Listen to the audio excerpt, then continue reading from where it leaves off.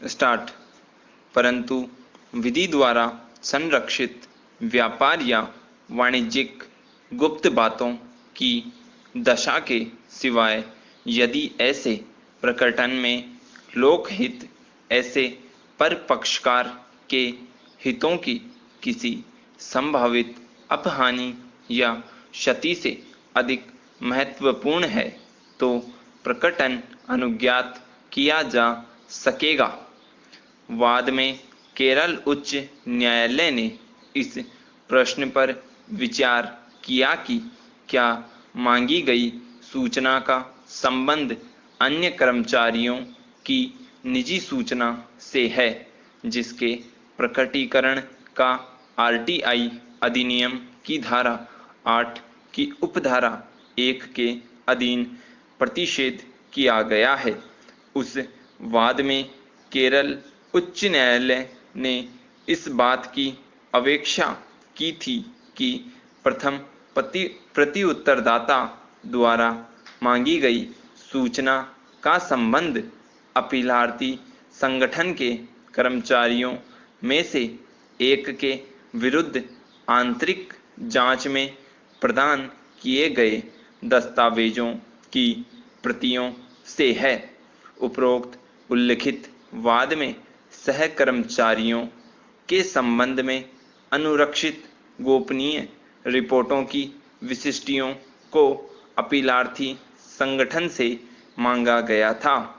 केरल उच्च न्यायालय की खंडपीठ ने आरटीआई अधिनियम के सुसंगत प्रावधानों की अपेक्षा करने के पश्चात यह अभी निर्धारित किया था कि आंतरिक जांच में पेश किए गए दस्तावेजों को किसी व्यक्ति की निजी सूचना के संबंध में दस्तावेजों के रूप में नहीं माना जा सकता है जिसका प्रकटीकरण उस व्यक्ति की गोपनीयता पर अनावश्यक प्रहार कारित करेगा।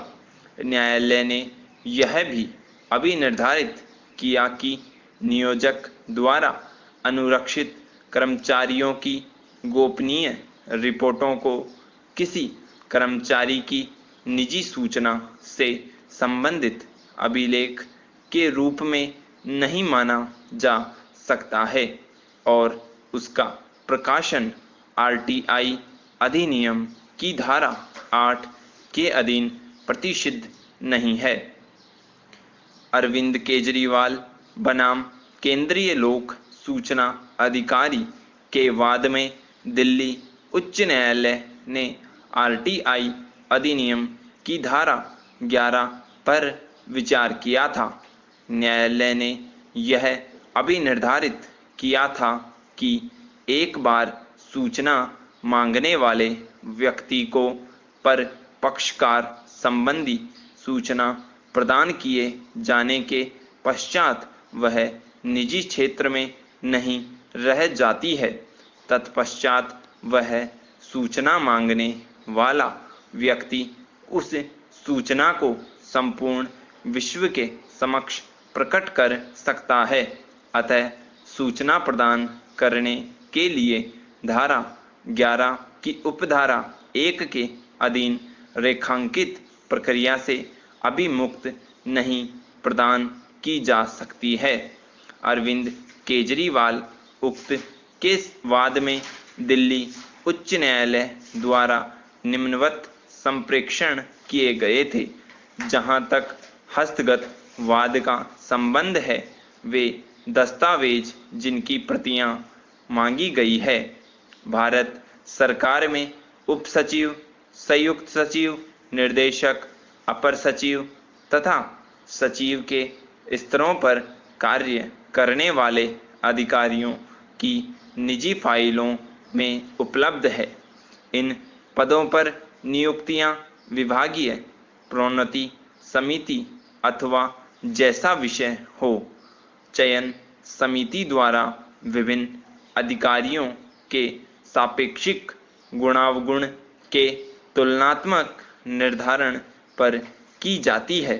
इन अधिकारियों के पूर्व संपादन का मूल्यांकन ACR में अंतर्विष्ट है। तुलनात्मक निर्धारण के आधार पर ग्रेडिंग प्रदान की जाती है। उस सूचना का ऐसे अधिकारियों के लिए निजी होने के सिवाय नहीं माना जा सकता है। स्टॉप।